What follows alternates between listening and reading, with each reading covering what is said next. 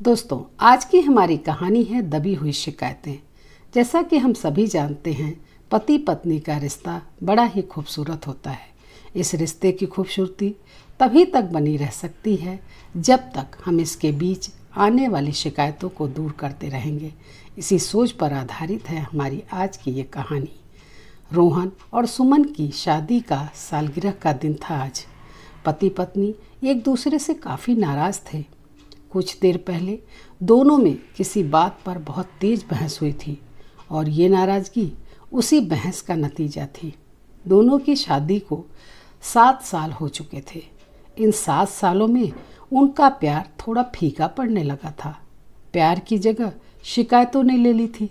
दोनों ये बात अच्छी तरह समझ रहे थे और चाहते थे कि उनका रिश्ता पहले जैसा प्यार भरा हो जाए, लेकिन लाख प्रयासों के बाद उनके रिश्ते में कोई सुधार नहीं हो रहा था। उस समय रोहन बालकनी में खामोश सा खड़ा था। सुमन उसके पास आई और उसे एक डायरी देती हुई बोली, मैं इन रोज रोज के झगड़ों से तंग आ चुकी हूँ। जरूर हम दोनों में कुछ तो कमियाँ हैं जिन्हें हमें दूर करना ही होगा, तभी हमारा रिश्ता बच पाएगा। मैं तो चाहती हूँ कि अगले 1 साल में तुम्हें मुझ में जो भी कमियां दिखाई पड़े वो तुम इस डायरी में लिख देना। मैंने अपने लिए भी ऐसी ही एक डायरी ले ली है जिसमें मैं तुम्हारी कमियां लिखा करूँगी। अगले साल अपनी शादी के सालगिरह के दिन हम एक दूसरे की डायरी को पढ़ेंगे और उसमें जो भी कमियां लिखी होंगी उस पर विचार करेंगे और उन्हें सुधारने का पूरा प्रयास करेंगे। रोहन तैयार हो गया। समय गुजरता गया और धीरे धीरे 1 साल भी बीत गया। शादी की सालगिरह आ गई। दोनों एक दूसरे के सामने बैठे हुए थे। पहले सुमन ने अपनी डायरी रोहन की तरफ बढ़ाई। रोहन डायरी के पन्ने पलटने लगा। पहला पन्ना, तुमने पिछले साल मेरे जन्मदिन पर मुझे कुछ भी नहीं दिया। मुझे बहुत बुरा लगा।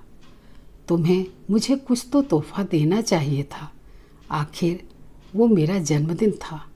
दूसरा पन्ना, जब मेरे मम्मी डैडी मेरे घर आए थे तब हमने एक फिल्म देखने का प्लान बनाया था, लेकिन तुम उस दिन भी ऑफिस से देर लौटे। इससे मम्मी डैडी के सामने मुझे बड़ी ही शर्मिंदगी महसूस हुई कि तुम मेरा बिल्कुल भी ध्यान नहीं देते हो। तुम्हें अपना वादा निभाना सीखना होगा। तीसरा पन्ना, मैंने तुम्हारे लिए इतनी मेहनत करके सुंदर सा स्वेटर बुना, लेकिन तुमने तारीफ के 2 शब्द भी नहीं कहे। क्या मैं इस लायक भी नहीं? इसी तरह डायरी के सारे पन्ने भरे हुए थे। रोहन ने जब डायरी पढ़ ली तब सुमन बोली, मुझे उम्मीद है अब से तुम ये गलतियाँ नहीं करोगे। रोहन ने हाँ में सिर हिलाया। फिर सुमन ने रोहन की डायरी ली और उसके पन्ने पलटने लगी। उसने देखा पहला पन्ना बिल्कुल खाली था। फिर उसने दूसरा पन्ना पलटा तो दूसरा पन्ना भी खाली था। तीसरा पन्ना भी खाली ही था। सुमन ने देखा कि डायरी के सारे पन्ने खाली ही हैं। वह फिर नाराज होते हुए बोली, तुम मेरी एक भी बात नहीं मानते हो। मैंने साल भर इतनी मेहनत करके पूरी डायरी भरी और सारी शिकायतें लिखी और तुम एक भी पन्ना नहीं लिख सके। तब रोहन ने कहा, आखिरी पन्ना तो खोलो तुम, उस पर मैंने सब कुछ लिख दिया है। सुमन ने आखिरी पन्ना खोला और पढ़ने के लिए बैठ गई। उसमें लिखा था, डियर, चाहे तुमसे जितनी शिकायतें करूं, तुमसे जितनी भी बहस करूं, चाहे कितनी भी लड़ाई करूं, पर सच ये है कि मैं तुम्हारा दिल से बहुत आभारी हूँ, क्योंकि इतने सालों में तुमने मुझे और मेरे परिवार को बहुत सारा प्यार दिया है। इसलिए इस डायरी में लिखने के लिए मेरे पास कुछ भी नहीं है। ऐसा नहीं है कि मुझे तुमसे कोई शिकायत नहीं या तुम्हारे अंदर कोई कमियां नहीं हैं, लेकिन तुम्हारे प्यार, समर्पण और त्याग के सामने वो सारी कमियां छोटी पड़ जाती हैं। बौनी सी हो जाती हैं। हजारों कमियां हैं मुझ में, इसके बावजूद तुम मेरी परछाई बनकर हरदम मेरे साथ चलती रहती हो। भला अपनी परछाई की भी कोई कमी निकालता है क्या? तुम जो हो, जैसी हो, मैं तुम्हें बहुत प्यार करता हूँ और इसी तरह तुमसे लड़ते झगड़ते और प्यार करते अपनी सारी जिंदगी गुजार देना चाहता हूँ। उम्मीद है तुम मुझे और मेरे परिवार को यूं ही प्यार करती रहोगी।